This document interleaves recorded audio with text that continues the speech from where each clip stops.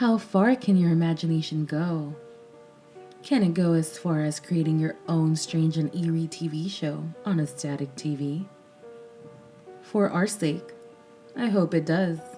Hello, ladies and gents, and welcome to Eerily Strange. I'm your host, Melody, and today we'll be reading Cove. I just want to let y'all know that today I have a special video for you featuring amazing, talented people. They helped me narrate this eerie story, so please show them some love. I'll put links down, so please check them out. And thank you to Joules, Brandon B., Gabs, and Eden for narrating today's story. Without further ado, the story. Does anyone remember this kid's show? It was called Cove, and I must have been 6 or 7. I never found reference to it anywhere, so I think it was on a local station around 1971 or 1972. I lived in Ironton at the time.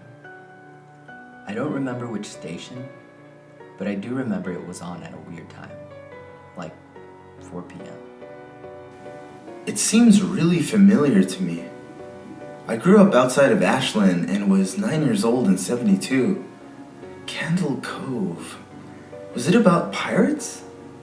I remember a pirate marionette at the mouth of a cave talking to a little girl. Yes! Okay, I'm not crazy. I remember Pirate Percy. I was always kind of scared of him. He looked like he was built from parts of other dolls, real low budget. His head was an old porcelain baby doll, looked like an antique that didn't belong on the body. I don't remember what station this was. I don't think it was WTSF though. Sorry to resurrect this old thread, but I know exactly what show you mean, Skyshell.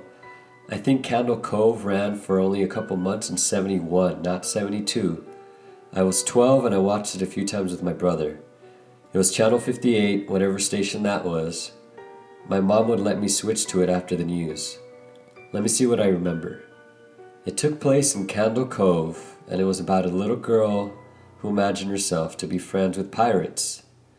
The pirate ship was called the Laughingstock, and Pirate Percy wasn't a very good pirate because he got scared too easily. And there was calliope music constantly playing. Don't remember the girl's name. Janice or Jade or something. I think it was Janice. Thank you, Jaren. Memories flooded back when you mentioned the Laughingstock and Channel 58. I remember the bow of the ship was a wooden smiling face, with the lower jaw submerged. It looked like it was swallowing the sea, and it had that awful Edwin voice and laugh. I especially remember how jarring it was when they switched from the wooden plastic model to the foam puppet version of the head that talked. I remember now too. Do you remember this part, Skyshale? You have to go inside.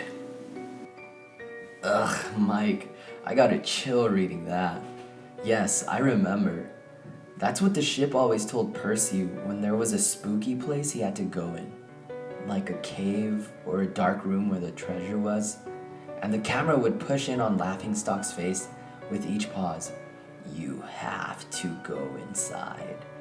With his 2 eyes askew and that flopping foam jaw and the fishing line that opened and closed it. Ugh.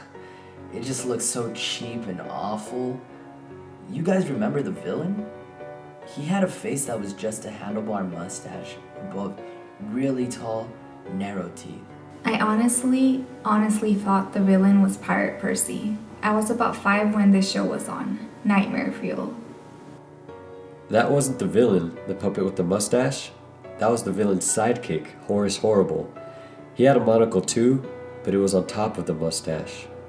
I used to think that meant he had only one eye. But yeah, the villain was another marionette. The Skin Taker. I can't believe what they let us watch back then. Jesus H. Christ, the Skin Taker. What kind of a kid's show were we watching? I seriously could not look at the screen when the Skin Taker showed up. He just descended out of nowhere on his strings. Just a dirty skeleton wearing that brown top hat and cape. And his glass eyes that were too big for his skull? Christ almighty. Wasn't his top hat and cloak all sewn up crazily? Was that supposed to be children's skin? Yeah, I think so. Remember his mouth didn't open and close? His jaw just slid back and forth. I remember the little girl said, "Why does your mouth move like that?" And the skin taker didn't look at the girl, but at the camera and said, "To grind your skin." So relieved that other people remember this terrible show. I used to have this awful memory, a bad dream I had where the opening jingle ended, the show faded in from black, and all the characters were there. But the camera was just cutting to each of their faces, and they were just screaming, and the puppets and marionettes were flailing spastically, and just all screaming. The girl was just moaning and crying like she had been through hours of this. I woke up many times from that nightmare. I used to wet the bed when I had it. I don't think that was a dream. I remember that. I remember that was an episode. No, not possible. There was no plot or anything. I mean, literally just standing in place crying and screaming for the whole show. Maybe I'm manufacturing the memory because you said that, but I swear to God I remember seeing what you described. They just screamed. Oh God. Yes. The little girl, Janice. I remember seeing her shake. And the skin taker, screaming through his gnashing teeth, his jaw careening so wildly I thought it would come off its wire hinges. I turned it off and it was the last time I watched. I ran to tell my brother and we didn't have the courage to turn it back on. I visited my mom today at the nursing home.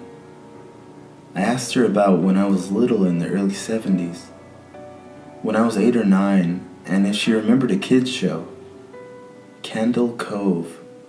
She said she was surprised I could remember that, and I asked why.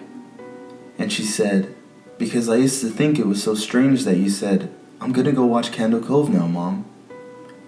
And then you would tune the TV to static and just watch dead air for 30 minutes. You had a big imagination with your little pirate show."